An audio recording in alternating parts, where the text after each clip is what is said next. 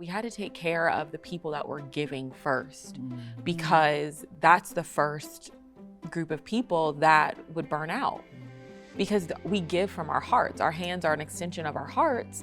And if we're giving to our communities, whether it's from a class or a talk or a service, if we're not whole and feeding ourselves from an ability of self-care, there's no way we can care for others. Production funding for Racism, Challenging Perceptions is provided by Community Foundation for a Greater Richmond, partnering with individuals, families, and businesses to connect local giving to our region's needs and opportunities. More at cfrichmond.org. And by viewers like you. Thank you.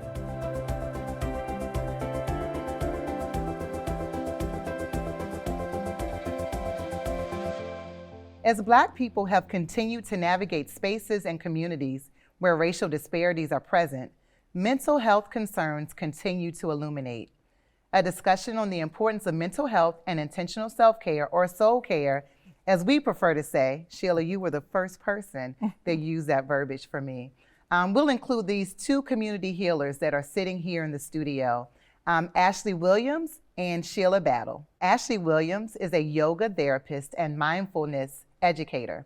She is the founder of Bare Soul Yoga and Wellness, a community-based organization initially created to offer accessible yoga offerings and Mindful on Life, a curriculum-based program dedicated to transforming community through the practice of mindfulness education. A new venture for Ashley is the Well Collective, a community space for conscious well-being that centers intergenerational healing modalities, wellness workshops, yoga, and local Black-sourced apothecary. Sheila Battle is an executive coach and author at Soulful Conversations with Frank and Sheila. Her professional career includes 28 years of progressive leadership experience in both public and private sectors. She is an experienced team builder and lifelong learner who enjoys helping. Sheila has an insatiable passion to see people develop holistically and not merely on the surface. She is the creator of the Soul Care curriculum, which includes a diverse selection of exercises and tools that integrate into the natural flow of real life. Ashley, when we first got to know each other, and I love that when you talk about Bare Soul, it's more than just yoga, right? It's much deeper than yoga, the work that you do, and even as you're creating the Well Collective. And then Sheila, when I think about whether it's Soulful Conversations or I won't get into the battle station, right? I won't get into that. I'll let you share a little bit more about it.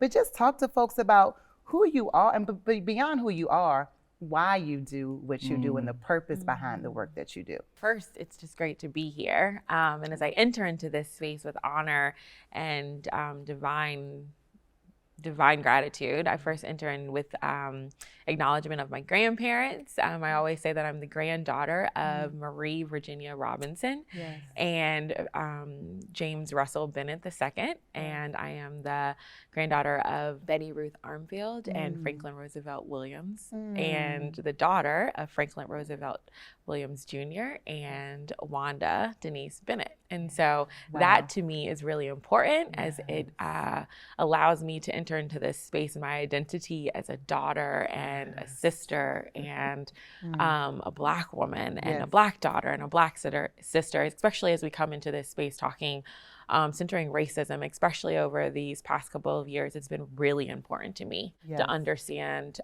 that part of me and that, like, who I am, because that is who I am, because that determines the work in which and how I show up in this world as an entrepreneur and as an educator and all of the things that you beautifully mentioned and that I've worked hard to do, but without understanding who I am, that work actually has nothing to, it doesn't really have a strong foundation. And so I give homage and honor to my lineage, but yoga was a vehicle for me to really step into my own wellness and my own understanding of my identity, my own understanding of connection to myself.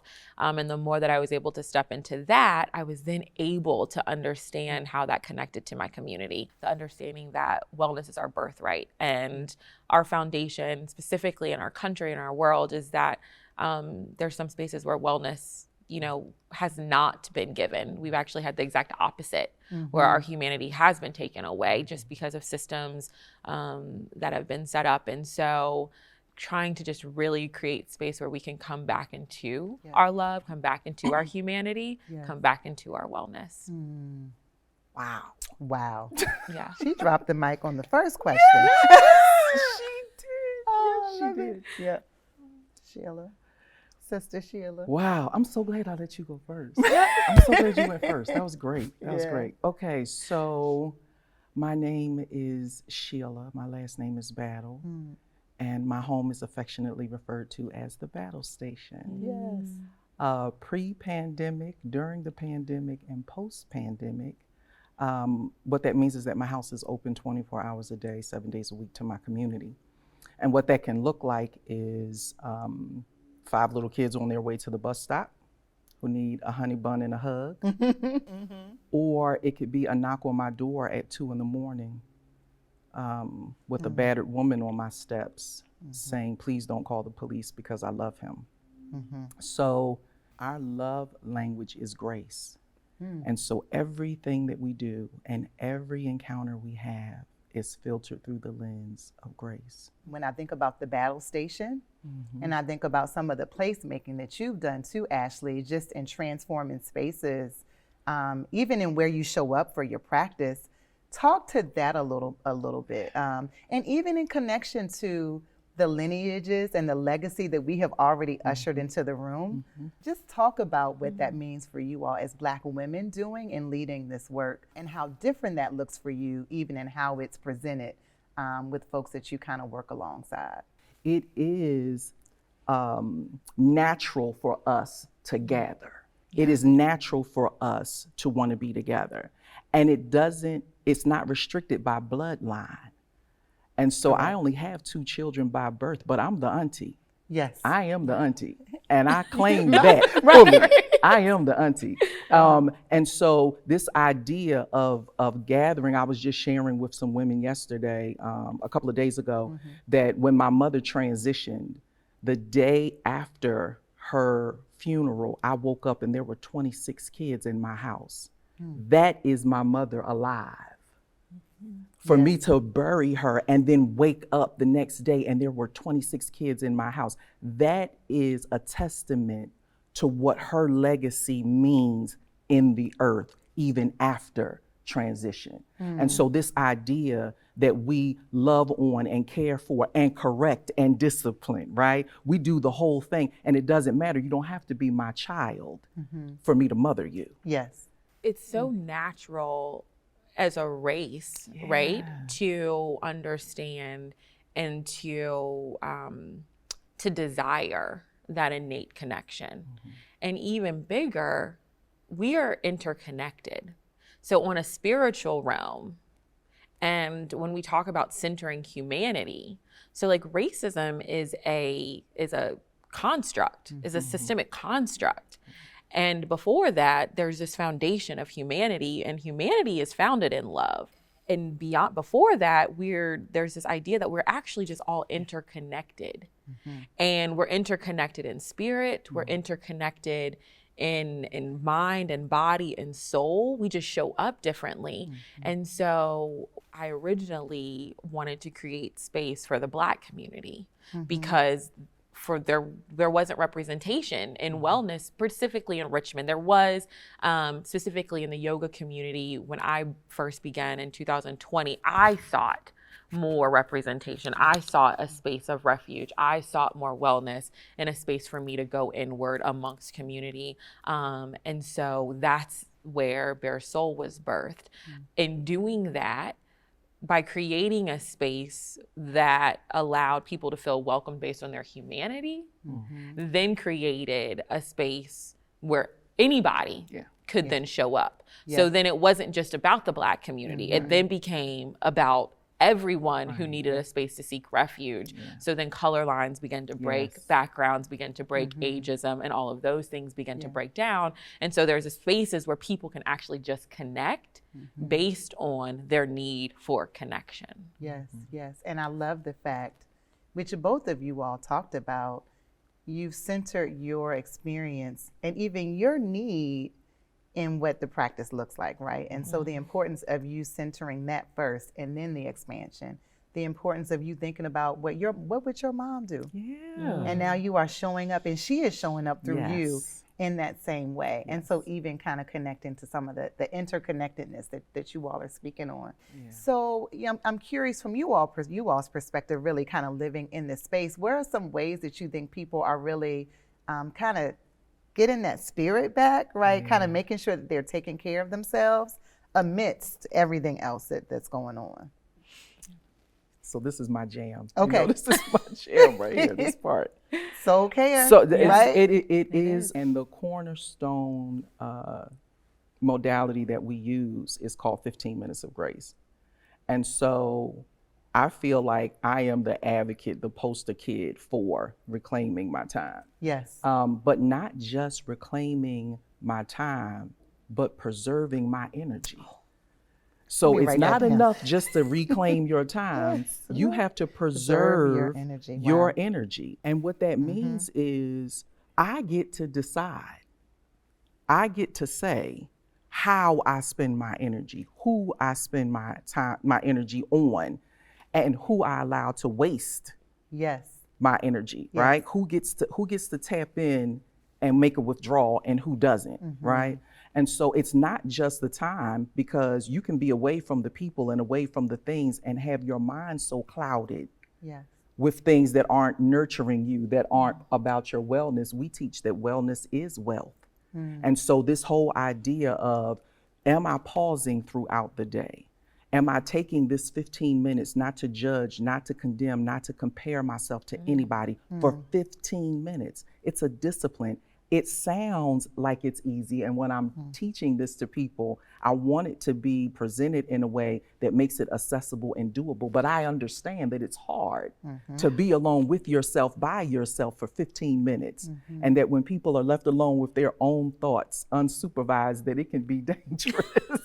Yes. But it is a discipline that we need. And our planet is groaning because of hyperactivity. Yes. And the pandemic was the panic button that said, okay, well, if you're all not going to listen to the cues of your life, we're going to stop the whole country. We're going to stop the whole planet right now, just so that you all get this lesson and hear this message that you're doing too much, you're going too fast, you're thinking too hard, you're not breathing deep enough.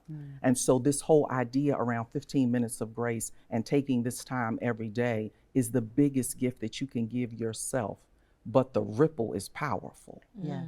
The ripple from doing it, the ripple out from your life is powerful. And that echo of silence that you spend time in creates the space for your own inner wisdom, so that when you are around people, you speak from a healed place, you speak from a whole place. Yeah. You don't speak from a place that's anxious and depressed and worried and trying to figure out what you haven't settled yet. You know, all of those things that we do that create that extra stress in our lives, in our bodies.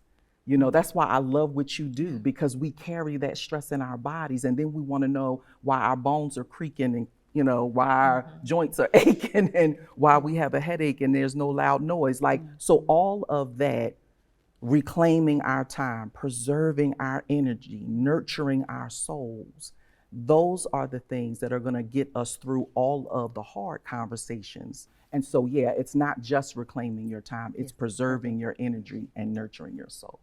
The stress that we endure, whether it's generational, whether it's societal, whether it's something that's relational, that's right there, that's happening in the moment. All of that shows up. And over this past year, not only were we taking, and still to this day in this moment, we're taking in media at a high level. We're taking in disease. We're taking in death. We're taking in the loss of Black lives. We're taking in the loss of lives in general. We're taking in so much. We're taking in the workday. We're taking in family needs. We're taking it in, and our body is holding it. So if we don't take those 15 minutes, we then have the consequence of what that looks like, which is all of the things that she's already mentioned: the illness, the disease, the dis-ease of what's happening in our body. We are creatures that are meant to feel, and if we're not feeling, then we're disconnected. Yes. And so one of the things that I always say, that reclaiming our space, or that's just the simple practice of mindfulness, it's not a science. It's actually a way of life. It's awakening to our lived experience in our everyday life, and we are embodied. And so if we don't give ourselves 15 minutes or a moment or a breath, we then continue to die as we're living. And we actually are worthy. It is our birthright to actually live into our gifts, live into the purpose in which we're supposed to be here. We can't actually be the entrepreneurs. We can't go to work and play the roles that that we have on paper. We can't collect the check. None of that matters unless we're actually grounded and being able to connect with the here and the now and what's happening, and then saying, this actually is not feeling good to me. And you know, it's so interesting because you're segueing into the next thought. When I think about you all, who I view as healers, right? I mean, seriously, healers in our community. Where do the healers go, and what do the healers do, right? Because you're a bit of a sponge. You take so much in, just in passing. I'll say, Sheila and I had a moment just now, 40 minutes ago. I said, not now. And so I would just wonder, when you're sponging and you're receiving so much, and sometimes it's so heavy, what do you all do, or what have you all been doing to make sure that you're taking care of yourselves? It's for us first. So think about when you're cooking Thanksgiving dinner, and I'll try not to get hungry saying this, but think about when you're cooking Thanksgiving dinner. What do? You take a clean teaspoon and you taste. And then you know, okay, it needs a little more salt, it needs a little more this, and then you taste a little bit of macaroni and cheese, and you know what that needs. We have to eat first, and then we have to season it for the person that's in front of us. So I do 15 minutes of grace, not just so I can tell other people to do it. Yes. I do 15 minutes of grace because if I didn't, I couldn't do it. Yes. You know what I our mean? bodies will tell us when we cannot do it. Yes, Exactly. indeed. It's not optional. We give ourselves reasons and excuses not to do it. Yes. But what I know about taking care of myself is that my excuses don't excuse me from what needs to be done. So when I come up with excuses for why I'm not resting, when I come up with excuses for why I just have to have that extra piece of cheesecake, my excuses don't excuse me from what needs to be done. So I still need to do it, even if I'm making excuses. And self-care starts with self. So it's for us first. Absolutely. Absolutely. And if we don't fill our well, I think that's the biggest thing too. We do a disservice to our community.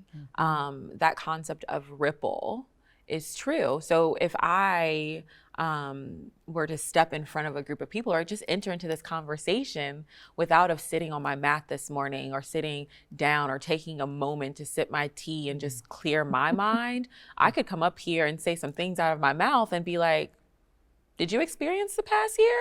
You know, and taking our moments to feed into ourselves, to create space in our inner world is so important, and understanding that it's just not easy. You all also make me think about when looking at this year and last year and just all that we've been pushing through, is there anything that you realized you needed that you didn't know before? As I often say, the syndemics, the systemic pandemics that we're still in. Is there anything that you didn't realize you needed more of, that has really come to light to you in these last, say, 2 years? For me, it was leisure.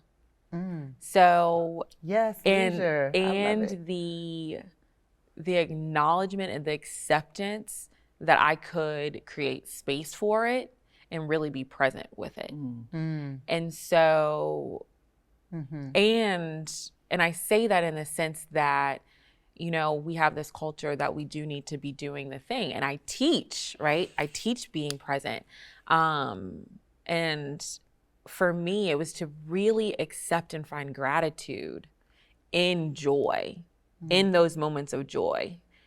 Accept and find gratitude in those moments of things that really filled my cup. accept and find gratitude in those moments. It doesn't matter how small it was. So like, could I really find moments in like really enjoying a cup of tea? Could I find joy in just like going outside and like being in a garden for the first time that I like grew a garden? Could I find joy in sitting on my porch and like looking out at my neighborhood and having a conversation with my neighbors? Could I find joy in taking a trip? Right? If that one moment that we could take a trip during this past couple of years. But could I really sit and really feel what gratitude felt like in my body, no matter how big or small that moment was? I was stumped when you first asked this question, because I was going, You said I had everything I need. Not because, but because I live from a place of gratitude. Yes. I'm always looking at what I have versus what I don't. And so when that's the lens through which you live your life, it's kind of stumped me. But you know what came to me was play. It hit me during this pandemic that I don't know how to play. Yes. And even though I'm around all of these kids, but what I'm doing for them is always, you know, auntie-isms and motherly, and it's cooking and it's hugs and it's, you know, auntie, can I talk to you about this boy? Or can I talk to you about my grades? It's always instructional. It's always in that way. But to just play, like to just get 3 packs of Uno cards and put them all together and play, or to get on the Xbox and just, that's what I'm learning. Now I haven't mastered it. Y'all pray for me. Absolutely. I haven't mastered it, but I respect the value add that play gives. Yes. And I'm learning how to make space for it, to open myself up for it. So now when the kids say, or my husband says, come on, let's go do blah, blah, blah, instead of me going, no, I have to go do this, or I have to go do that, I'm learning how to say, let's go do that. Let's go do that. Even as I look at your work, you have such a beautiful weaving of spirituality in your work, and the way you show up, no matter where you are, you're able to connect in that way. I know the answer, but I'll ask the question, like, how has that been important for you? Like, why is that necessary? Like, just when you look at your purpose, right? And kind of making sure that you're weaving that intersectionality. Wow. So I'm an inclusive person, right? And so while I have a specified faith confession that's ever growing, right? And ever being informed, I wanted to create spaces for people who didn't. And it wasn't enough to just say all the things and use all the lingo with people who already understand it. It was really important to me to bring folks who didn't have the language, who didn't know all the things, into a space and say, this is for you too. We teach people how to wrap language around their emotions, not just so that they can name them, but so that they can accurately communicate what they need. Because it's hard for you to say what you need if you can't name how you feel. And so this work, it's spiritually informed because it's your inner witness that helps guide you through it. I'm just there to walk alongside you. Absolutely. But we help people tap into that, because I believe you already do know, but you've been layered with so many things that keep you from hearing. And so we create the space for people to hear. Wow. Thank you, sister, so much. This conversation, I needed this. I feel like this was a personal one for me. You know, I think the things that you all have highlighted, and just a few points that came to mind. I love your words, and two were love and liberation, right? It's really a love and liberation movement that's happening. Sheila, when you talk about the 15 minutes of grace, very tangible practice that I know I apply in a mindfulness way. I may not get all my whole 15 minutes together at the same time. It's okay. But in the car headed here, in the car headed, just being still, right? And so I think when I think about that, and then another thing, and I think you shared this, Ashley, our bodies are the soul of our experiences. When you view yourself in that way, you give a little bit more care and kind of delicate, approach to what you take in, prioritizing the time. And so I just thank you all for sharing so much, imparting so much good, honest guidance and wisdom here today. And just thank you all for being with us. Thank you for having me. Absolutely. Thank you. Gratitude. Yes, Yeah, absolutely, gratitude. absolutely. Thank you. All right.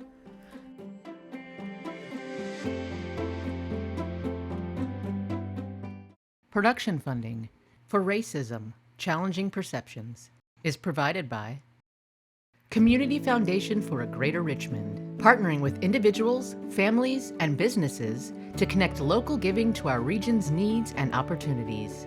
More at cfrichmond.org. And by viewers like you. Thank you.